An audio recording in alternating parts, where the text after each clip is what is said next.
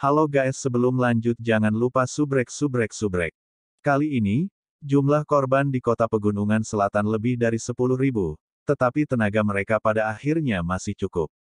Dengan bantuan dari warga sipil, kota ini secara bertahap memulihkan kemegahannya. Dari 40 pasukan pemburu iblis yang datang, hanya sebagian kecil yang tinggal di markas kuil imam, sedangkan yang lainnya ditampung di kediaman lain. Tentu saja, kelompok Long Hao Shen tinggal di kuil imam. Di lantai bawah tanah pertama dari kuil imam, Long Hao Shen mengumpulkan rekan-rekannya di kamarnya. Kuil imam benar-benar memperlakukan mereka dengan baik, tidak hanya menawarkan mereka kamar untuk beristirahat, tetapi juga area kecil untuk berkultivasi. Bos, mengapa kita harus tetap berkultivasi di sini? Kami datang ke sini demi sebuah misi, bukan? Sima Xian bertanya dengan ragu. Di medan perang, dia adalah yang paling mudah untuk membunuh jalannya melalui garis musuh. Kemunculan pertama Energetic Ball of Light memiliki kegunaan yang lebih kuat dari yang dia duga sendiri. Awalnya, Sima Xian ditinggalkan oleh anggota tim lainnya dalam hal kekuatan. Untuk mengatakan apa-apa dari Long Hao Shen dan Keier, dia masih kalah dibandingkan dengan Wang Yuan dan Han Yu. Tapi setelah mengganti perlengkapannya, dalam pertempuran ini, gabungan Han Yu dan Wang Yuan tidak membunuh iblis sebanyak dia. Di mana-mana bola cahaya energetik telah berlalu, semuanya telah terhempas. Sekarang, dia secara alami ingin terus menunjukkan bakatnya di medan perang. Long Hao Shen menjawab, kami memiliki gencatan senjata sementara dengan iblis. Selain itu, dengan berakhirnya pertempuran, misi perang darurat kami secara alami berakhir. Namun, ada sesuatu yang lebih penting yang harus kita tangani sekarang.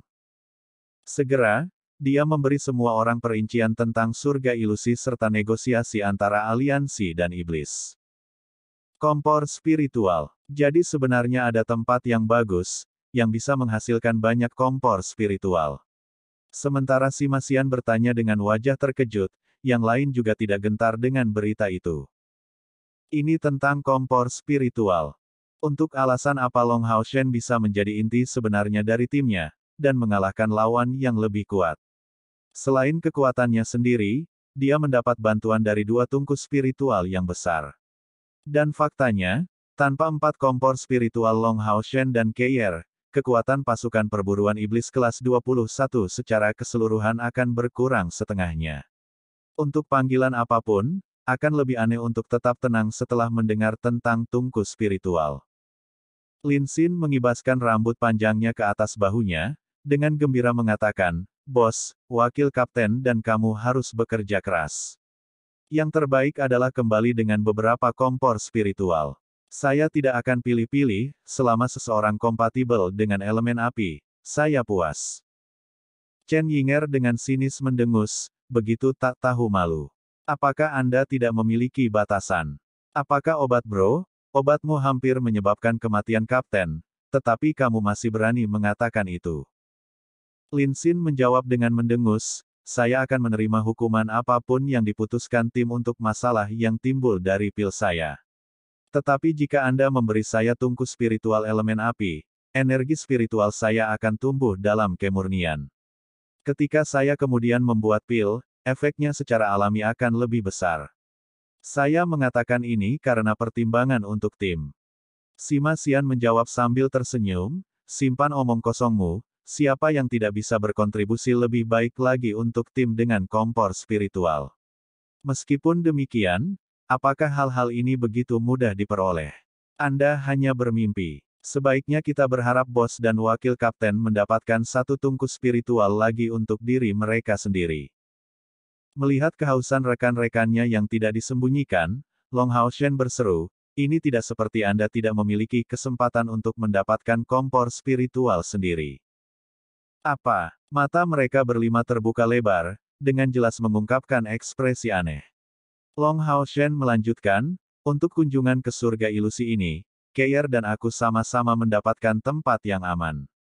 Ketika kakek Ling berbicara kepada kami tentang surga ilusi, dia berkata bahwa untuk memasukinya, energi spiritual seseorang tidak dapat melebihi 10.000. Jika tidak, seseorang akan ditolak oleh kuil ilusi. Ini berarti bahwa orang lain yang akan memasuki kuil ilusi semuanya harus berada pada langkah ke-6 kultivasi, dan sedekat mungkin dengan 10.000 unit energi spiritual. Secara pribadi, saya percaya bahwa mereka akan dipilih dari pasukan perburuan iblis yang berbeda. Karena tim kami sudah mendapat 2 tempat, kemungkinan mendapatkan lebih banyak rendah. Namun, ini adalah kesempatan yang hanya terjadi sekali setiap abad, jadi saya berharap semua orang akan mendapat manfaat darinya. Ini juga alasan mengapa saya membawa Anda ke sini setelah meminta dari Grand Teacher bahwa kita bisa tinggal di balik pintu tertutup untuk meningkatkan kekuatan semua orang selama bulan ini. Selama waktu ini, saya ingin mencoba apakah rencana saya akan berhasil. Jika berhasil, mungkin bagi Anda untuk mengikuti KR dan saya di dalam Illusory Paradise. Sebelum mengatakan ini, Long Hao Shen telah melepaskan mantel suci, menutupi semua rekan satu timnya di dalam sambil mengisolasi suara di dalam. Saya punya rencana sederhana, untuk ini kita akan menggunakan menara keabadian. Karena semua orang mengambil pil Roh Kudus kembali di kota suci, tingkat kultivasi mereka telah meningkat dengan cepat sejak saat itu. Tetapi sebelum mereka memasuki menara keabadian, mereka secara paksa terdaftar untuk misi perang ini. Dan sekarang mereka mendengar Long Hao Shen menyebutkan menara keabadian sekali lagi, semua orang segera memiliki ekspresi terperangah di wajah mereka. Semua wajah mereka dipenuhi dengan keinginan. Wang Yuan adalah orang pertama yang berbicara, "Kapten, maksud Anda pada saat wakil kapten dan Anda akan memasuki kuil ilusi, kita harus tetap berada di dalam menara keabadian, dan bahwa setelah memasuki surga ilusi, kita akan keluar." Long Hao Shen mengangguk, dan berkata, "Tepat. Inilah sebabnya mengapa kita harus mencoba apakah ini layak." Kakek Ling berkata bahwa tidak ada batasan jumlah orang yang memasuki surga ilusi, tetapi hanya sekitar 20 tungku spiritual yang akan diproduksi, dengan hanya satu per jenis. Membiarkan terlalu banyak orang masuk akan menyebabkan hilangnya keseimbangan, dan hanya akan meningkatkan bahaya tanpa meningkatkan peluang untuk mendapatkan hadiah. Dan dengan kesepakatan yang dilakukan kali ini dengan iblis, kedua belah pihak akan mengirim 10 orang ke kuil. Artinya, jika saya membawa Anda masuk, kami akan berusaha untuk mengambil bagian iblis, sambil mencoba yang terbaik untuk tidak ketahuan. Masalah utama yang tersisa sekarang adalah apakah surga ilusi dan menara keabadian cocok. Pertama-tama, Anda akan tetap berada di dalam menara keabadian, dan mencoba apakah kembali dari menara akan memengaruhi Anda. Selanjutnya, kita harus tahu apakah Tower of Eternity dapat digunakan untuk membawamu ke dalam Illusory Paradise. Poin ketiga adalah apakah surga ilusi akan menolak menara keabadian. Kami akan memecahkan masalah pertama melalui tes praktis, tetapi bahkan jika kami menyelesaikan masalah ini, kami masih tidak memiliki cara untuk memprediksi dua masalah berikutnya. Jadi, saya tidak dapat menjamin bahwa Anda akan dapat memasuki surga ilusi. Sima Xian tertawa terbahak-bahak, "Bos, memiliki kesempatan sudah membuat kami sangat puas. Bahkan jika pada saat itu tidak berhasil, kami akan tetap baik-baik saja dengan itu. Bagaimanapun, wakil kapten dan kekuatanmu meningkat berarti kita akan menjadi lebih kuat secara keseluruhan." Pidatonya bukan hanya untuk sanjungan, sebenarnya, tanpa kepemimpinan Long Hao Shen dan Keir, bagaimana mungkin tim mereka yang baru terbentuk bisa mendapatkan begitu banyak poin kontribusi, digunakan untuk memperkuat setiap anggota mereka. Tampaknya Long Hao Shen memperoleh banyak hal sejak berdirinya tim mereka, tapi berapa banyak yang diperoleh orang lain. Sima Xian dan Chen Yinger berhasil menembus ke langkah kelima, dan semua orang sudah setidaknya di peringkat kelima dari langkah kelima budidaya. Kecepatan kemajuan ini cukup untuk benar-benar menakuti beberapa orang. Juga, masih ada menara misi perburuan iblis. Siapa bilang dengan poin kontribusi yang cukup, tidak akan ada sesuatu yang lebih baik untuk dibeli daripada pil Roh Kudus. Semakin Long Hao Shen dan Keir akan tumbuh dalam kekuasaan, semakin sulit misi yang bisa mereka ambil, dan ini akibatnya akan meningkatkan jumlah poin kontribusi yang akan mereka terima. Dengan demikian, kata-kata Sima Xian mendapat persetujuan dari semua orang yang hadir. Long Hao Shen berkata, "Kalau begitu, ayo cepat lakukan tes kita." Bahkan jika Anda tidak dapat menemani Keir dan saya untuk memasuki surga ilusi kali ini, menara keabadian masih akan memungkinkan semua orang untuk meningkatkan kekuatan mereka, dan bahkan mungkin mencapai langkah ke-6 lebih awal. Dengan cara ini, kita akan naik ke tingkat komandan lebih cepat. Buat persiapan kalian semua, kami akan segera memasuki menara keabadian. Tunggu. Han Yu, yang telah terdiam selama beberapa waktu, tiba-tiba menyela, "Bos, ini adalah markas besar kuil imam.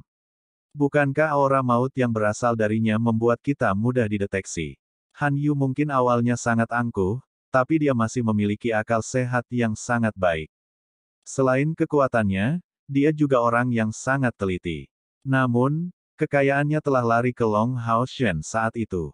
Kecemerlangannya selalu disembunyikan, sampai ia menjadi ksatria punggawa Long Hao Shen, dan mulai selalu bertindak karena pertimbangan untuknya. Perubahan ini telah membantunya mengoreksi dirinya sendiri. Long Hao Shen menggelengkan kepalanya, "Pada saat kami berada di kota suci, saya sudah menguji ini. Karena Elux adalah seorang necromancer suci, atribut utamanya adalah cahaya, oleh karena itu, memasuki menara keabadian hanya akan menghasilkan esensi cahaya yang redup. Saya percaya ini dilakukan dengan sengaja ketika menara dibangun. Sekarang semuanya berkumpul dalam lingkaran di sekitarku. Setelah saya memanggil menara keabadian, tidak ada yang diizinkan untuk bertindak membabi buta tanpa berpikir. Anda harus mendengarkan semua perintah saya." Sebenarnya, Long Hao Shen benar-benar gugup. Bagaimanapun, ini terkait dengan keselamatan rekan-rekannya, jadi pada saat dia mengucapkan kata-kata terakhir itu, ekspresi Long Hao Shen sangat serius. Han Yu dan 4 lainnya mengangguk berturut-turut, berubah menjadi peralatan mereka sebelum membentuk lingkaran di sekitar Long Hao Shen. Long Hao Shen juga mengenakan baju besinya sendiri, dan menyiapkan Holy Radiant Shield di tangan kirinya, sementara tangan kanannya melingkari pinggang Keir. Perlahan, ia memejamkan matanya. Sebuah cahaya keemasan ringan terpancar dari dadanya. Itu adalah kecemerlangan yang terkait dengan Eternal Melody. Selama beberapa hari terakhir, terlepas dari apakah itu selama Long Hao Shen tidak sadarkan diri atau setelah dia bangun, melodi abadi selalu memancarkan suhu tinggi. Secara kebetulan, Long Hao Shen sudah terbiasa. Mengenai kekuatan kalung ini, dia merasa semakin yakin seiring berjalannya waktu. Hari itu, setelah dia melukai iblis bulan dari langkah ke-8 dengan serius, dia mendengar yang terakhir meneriakkan kata-kata, "Artefak surgawi." Dan sesaat sebelum kehilangan kesadaran, dia juga merasa seolah-olah diselimuti oleh jenis energi spiritual tertentu, yang justru melindunginya. Jelas, itu berasal dari Tower of Eternity, atau mungkin Eternal Melody. Apakah salah satu dari itu benar-benar artefak surgawi? Tapi, pertanyaannya tetap, apakah melodi abadi atau menara keabadian yang ternyata adalah artefak surgawi?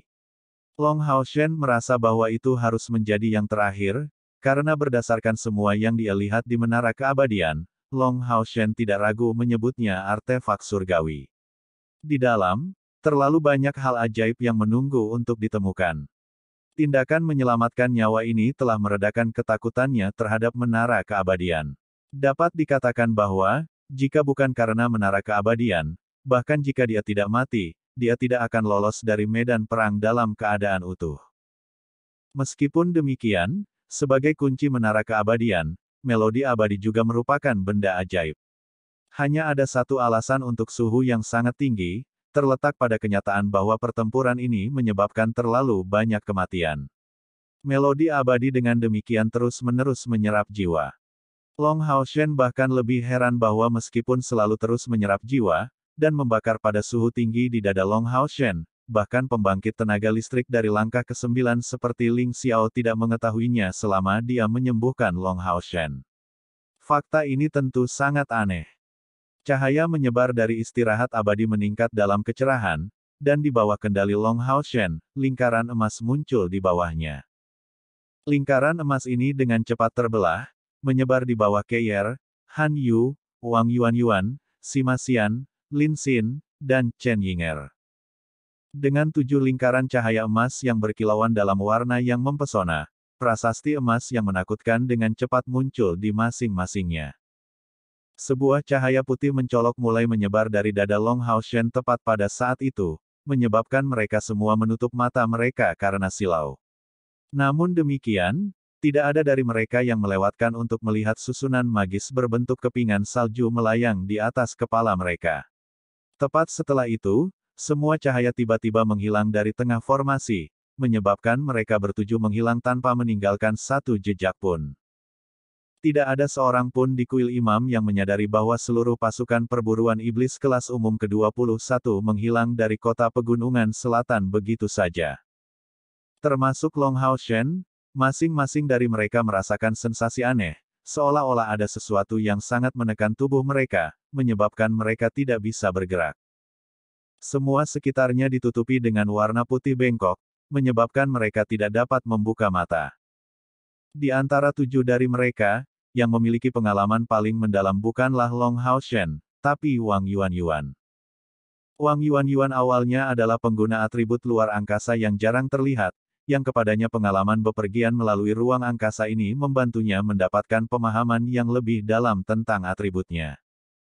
Sebenarnya, transportasi semacam ini bukanlah sesuatu yang bisa dialami oleh siapapun. Umumnya, penyihir atribut ruang harus mencapai setidaknya langkah ke-8 dan juga menggunakan mantra yang sangat rumit untuk mencapai ini. Dan bahkan kemudian, metode transportasi ini hanya memiliki jangkauan terbatas. Karena Wang Yuanyuan bukanlah penghasut sihir ini tetapi mengandalkan hubungan antara melodi abadi dan menara keabadian, dia dengan sepenuh hati dapat mengagumi perpindahan spasial ini sebagai penonton belaka. Jika seseorang memperhatikan, mereka akan melihat cahaya perak samar dilepaskan darinya, sedikit memutar ruang. Seluruh proses transportasi tidak berlangsung lama, dan cahaya di sekitar mereka menghilang hanya dalam belasan menit. Semua orang tiba-tiba merasa agak berat, merasakan tanah di bawah kaki mereka tepat setelah cahaya putih mencolok menghilang. Tanpa sadar membuka mata mereka, semua orang selain Long Hao Shen langsung merasakan teror yang tak terlukiskan mengisi mereka. Aura kematian yang menakutkan hadir di sekitar, menghasilkan ketakutan yang tak habis-habisnya datang dari lubuk hati semua orang. Aura kematian yang menginspirasi keputusasaan ini menyebabkan seluruh tubuh mereka basah oleh keringat. Sebagai reaksi, mereka menarik senjata mereka saat tubuh mereka menegang. Tepat pada saat ini, cahaya terang ringan menyebar dari tubuh Long Hao Shen. Ini adalah teknik sederhana, mantel suci. Membawa riak cahaya, mantel suci menyelimuti mereka bertujuh tanpa kesulitan, mengisolasi mereka dari aura kematian luar. Ketika aura maut menyerang mantel suci, melodi abadi di dada Long Hao Shen segera diaduk. Itu memancarkan aura mengesankan yang segera menyebabkan aura mematikan melemah. Setidaknya, itu tidak berani meluncurkan serangan lain terhadap mantel suci Long Hao Shen. Dalam ingatan Slumbering Calamity Elux pergi ke Long Hao Shen, metode khusus baginya untuk membawa rekan ke sini dijelaskan. Dia hanya perlu menggunakan kemampuan area untuk menyelubungi rekan-rekannya di dalamnya, dan kemampuan jenis ini tidak masalah. Ini karena selama kemampuan menentang serangan energi mematikan, itu secara alami akan mengaktifkan melodi abadi. Mereka telah tiba di dalam gua, mirip dengan kedalaman gua Desolate. Tetapi semua orang mengerti dengan baik bahwa ini tidak mungkin gua Desolate yang sama, dan bahwa tempat ini mungkin bahkan tidak berada di benua yang sama. Di udara, hantu yang tak terhitung jumlahnya perlahan melayang. Setelah merasakan kehadiran mereka, hantu-hantu ini segera melemparkan diri mereka ke arah mereka, penuh kehausan, tetapi karena reaksi yang luar biasa dari melodi abadi, hantu-hantu itu segera menyebar ke segala arah, dipenuhi dengan ketakutan yang luar biasa. Tersebar jauh, mereka untuk sementara bahkan tidak berani mendekati menara keabadian. Yang lain, yang semua melihat menara keabadian untuk pertama kalinya, memiliki reaksi yang sama, mereka semua terengah-engah. Ini terutama terjadi setelah mereka melihat hantu. Pertemuan ini segera memperdalam ketakutan di hati mereka. Namun, mereka semua jenius dari generasi elit termuda dari aliansi kuil, dan khususnya perlindungan Long Hao Shen. Dengan demikian, mereka dengan cepat memantapkan diri dari perasaan ini. Sebenarnya, Mereka bukan satu-satunya yang tercengang. Long Haoshen juga sangat terkejut, karena ada perubahan tak terduga di menara keabadian yang muncul di hadapannya. Sekarang terlihat sangat berbeda dari sebelumnya. Terakhir kali dia melihatnya, itu memancarkan kecemerlangan abu-abu, dan hantu juga berwarna abu-abu. Tapi kali ini, Long Haoshen, dengan takjub, berdiri di depan menara keabadian yang telah menjadi benar-benar putih. Itu benar, tidak peduli apakah itu menara itu sendiri atau hantu yang melayang-layang, semuanya berubah menjadi putih total. Tapi warna putih ini tidak berafiliasi dengan elemen cahaya. Itu lebih didasarkan pada energi kematian murni. Bahkan hantu telah menjadi putih, dan jumlah hantu di sekitarnya juga meningkat setidaknya 2 kali lipat. Mungkinkah menara keabadian telah berevolusi? Long Haoshen diam-diam mengangkat pertanyaan ini di kepalanya. Mengenai situasi ini, dia hanya bisa mencari jawaban atas pertanyaan ini jauh di dalam ingatannya. Karena ketakutan yang dia rasakan jauh di lubuk hatinya, dia memilih untuk mengabaikan ingatan masa lalu tentang apa yang terjadi di Tower of Eternity sejak pertemuannya dengan Elux. Dia juga akan menghindari untuk mengingat kenangan yang tersegel jauh di dalam otaknya. Mengingat kecerdasannya, mudah baginya untuk menemukan jawaban. Seperti yang dia duga, perubahan pada menara keabadian sebenarnya dipicu oleh pertempuran yang terjadi di kota pegunungan selatan. Keberadaan dan proses pengoperasian menara keabadian membutuhkan jiwa dalam jumlah besar. Di masa lalu, dengan beberapa metode misterius, Slumbering Calamity Elux telah berhasil memperkuat sejumlah besar energi jiwa. Metode ini sangat mungkin terkait dengan jiwanya sendiri. Dan penyimpanan energi menara keabadian juga sangat besar. Namun, setelah beberapa ribu tahun berlalu, meskipun menara keabadian dapat menyerap energi jiwa eksternal sampai batas tertentu, itu sangat berkurang. Secara khusus, setelah disegel oleh Long Haoshen, itu pasti kehilangan sejumlah penyimpanan energi jiwanya. Namun, setelah Long Haoshen tiba di kota pegunungan selatan, jiwa manusia dan setan yang tak terhitung jumlahnya diserap oleh melodi abadi. Saat benar-benar membangunkan menara, ia mampu mengisi kembali dirinya sendiri dengan cukup energi.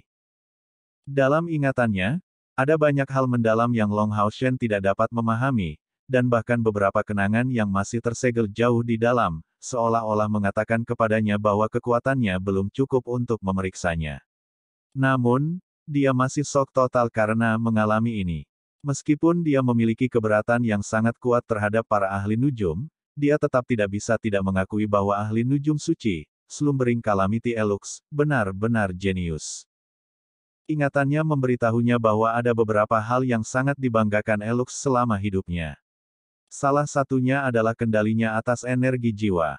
Dia memberikan metode pengendaliannya nama sirkulasi jiwa, dan itu memungkinkan dia untuk menghasilkan energi jiwa baru secara alami, seperti proses laki-laki dan perempuan melahirkan kehidupan baru. Itu didasarkan pada pengalamannya selama ribuan tahun, serta salah satu alasan mengapa menara keabadian mampu menghasilkan kekuatan sebesar itu. Pada saat ini, setelah menyerap sejumlah besar energi jiwa, menara keabadian akhirnya bisa dikatakan telah benar-benar terbangun, memunculkan kekuatan sejatinya.